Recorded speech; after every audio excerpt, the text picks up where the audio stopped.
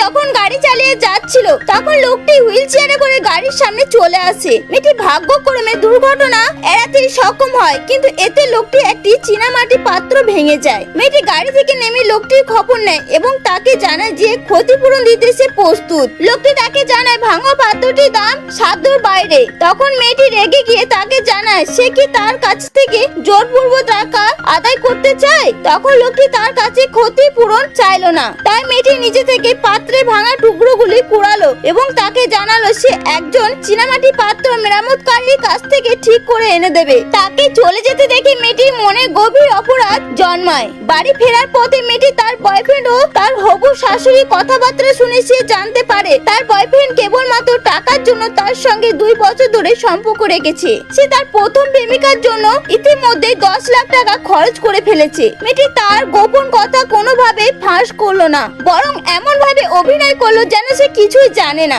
সেই রাতে ছেলেটি মেয়েটিকে ফোন করে সেই জায়গায় দেখা করতে বলে। পরের দিন খুব সকালে মেয়েটি তার সঙ্গে দেখা করতে যায়। হঠাৎ একটি গাড়ি এসে থামলো। গাড়ি থেকে ছেলেটি অ্যাসিস্ট্যান্ট বেরিয়ে এলো। মেয়েটি তখন বুঝতে পারলো গাড়িটি তার। তারপর মেয়েটি যেই লোকটিকে গাড়িতে উঠার সাহায্য করতে গেল, লোকটি উঠে দাঁড়িয়ে গাড়িতে ঢুকে পড়লো। তখন মেয়েটি বুঝতে পারলো লোকটি প্রতিবন্ধী নয়। লোকটি মেয়েটিকে বলল হুইল চেয়ার ব্যবহার করা মানে সকলেই প্রতিবন্ধী নয়, এমনটা ভাবা ঠিক নয়। তখন মেয়েটি ইতস্তত বোধ করে গাড়িতে উঠলো। সে বুঝতে পারছিল না কেন একজন সুস্থ স্বাভাবিক মানুষ যাতায়াত করার জন্য হুইল চেয়ার বেছে নিয়েছে। তারপর মেয়েটি লোকটিকে একটি চীনামাটি পাত্র মেরামতকারীর দোকানে নিয়ে গেল।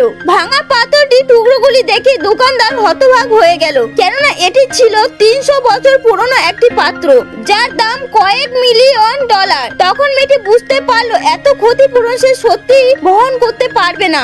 শেষে দোকানদার বলল এটি মেরামত করতে 3 মাস সময় লাগবে। তখন লোকটি বলল 2 মাসের মধ্যে কাজ শেষ করতে হবে। মেয়েটি জিজ্ঞাসা করলো এত তাড়াহুড়ো কিসের? লোকটি জানায় 3 মাসের মধ্যে এই পাত্রটি তার চিতা ভবনে রাখা হবে। পরে সে মেয়েটিকে জানালো পাত্রটি তার মায়ের রেখে দেওয়া শেষ স্মৃতি। মেয়েটি তাকে জিজ্ঞাসা করলো সে কেন বিশ্বাস করে যে সে 3 মাসের মধ্যে মারা যাবে। লোকটি জানালো এই ব্যাপারে সে সম্পূর্ণ নিশ্চিত। তখনই মেয়েটি তার কাছে তার মায়ের ফোন এলো। তার মা জানালো 3 দিনের মধ্যে তাকে তার প্রেমিকে বিয়ে করতে হবে। মেয়েটি আগে সিদ্ধান্ত নিয়েছিল সে তার প্রেমিকাকে বিয়ে করবে না। তার সামনে থাকা লোকটির দিকে তাকাতেই মেয়েটির মাথা একটি পরিকল্পনা এলো। সে লোকটিকে তার পরিস্থিতি কথা বোঝালো এবং তার কাছে বিয়ের প্রস্তাব রাখলো। লোকটি এই প্রস্তাব রাজি হয়ে গেল এবং সঙ্গে সঙ্গে তারা বিয়ে করে নিল।